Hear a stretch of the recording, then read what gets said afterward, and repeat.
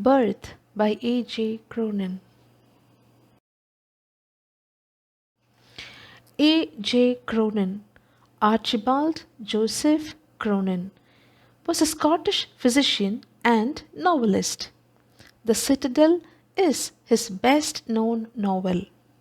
This book promoted controversial ideas on medical ethics and helped to inspire the National Health Service. His short novel, Country Doctor, became a long running BBC radio and TV series. This book was published in the year 1937. It has been credited with laying the foundation in Great Britain for the introduction of the National Health Service a decade later. In the United States, it won the National Book Award for 1937 novels, voted by members of the American Booksellers Association. Cronin once stated in an interview, "I have written in The Citadel all I feel about the medical profession." He says this is not an attack against individuals, but against a system. Andrew, a newly qualified doctor, arrives from Scotland to work as assistant to Dr. Edward Page in the small Welsh mining town of Blinelly. He quickly realizes that Edward Page is an invalid and that he has to do all the work for a low wage. He receives support from Dr. Philip Denny, a semi alcoholic. He resigns his job and obtains a post as assistant in a miner's medical aid scheme. On the strength of this job, he marries Christine Barlow, a junior school teacher. Dr. Andrew moves away from his strong medical ethics and is tempted by money. He drifts away from his wife for a while. Once a patient at his hospital dies and he is accused by the medical council. Andrew returns to Christine, but a few days later, Christine is hit by a bus. Andrew's life crashes and he takes time to recover. At the end, Dr. Andrew opens a multi specialty practice with a few medical friends and experts. Story introduction. The story relates how a medical fresher handles a child delivery case in a mysterious way and brings back life in a seemingly dead-born child. In doing so, he applies his medical textbook knowledge as well as his intuition. He finds that textbook knowledge alone is not sufficient to handle such cases. This story expresses the anxiety and excitement of the doctor as well as the family members. Let me brief the story.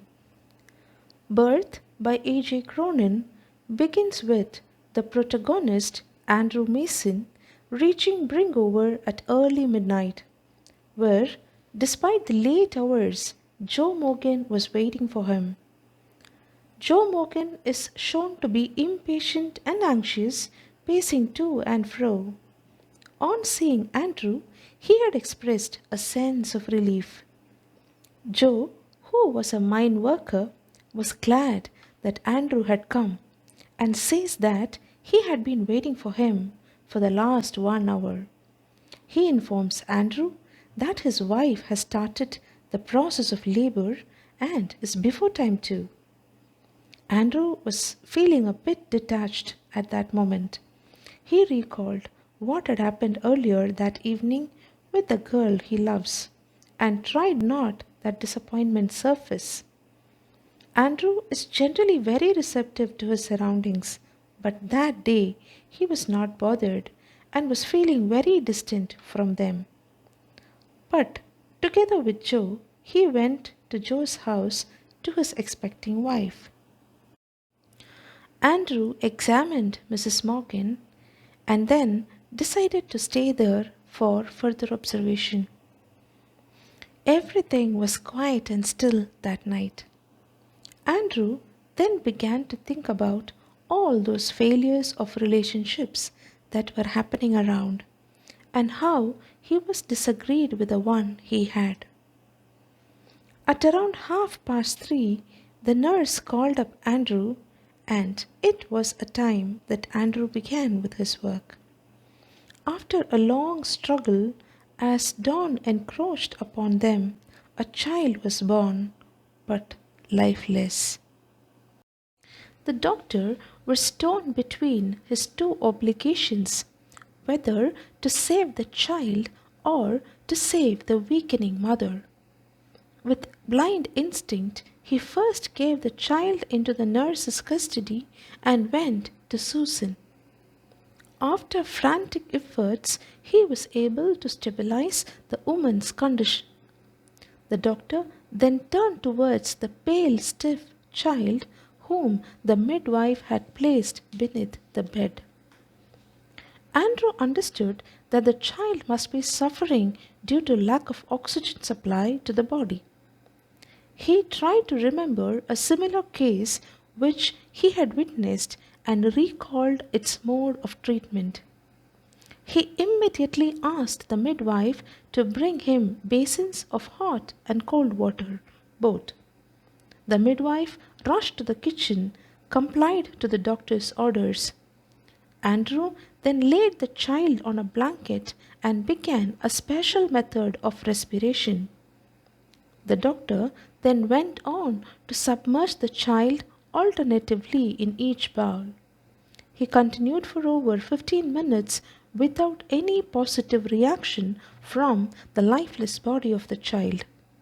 A desperate sense of defeat was encroaching upon him, but he refused to give up.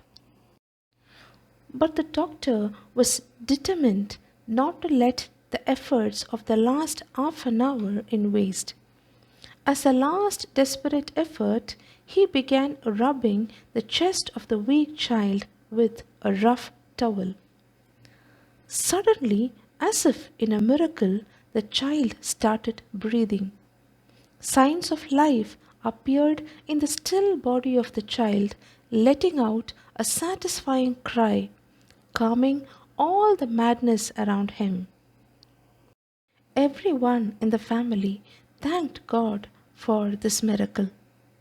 The doctor, though tired and exhausted, he was so contented that he had finally achieved the validation he was striving for.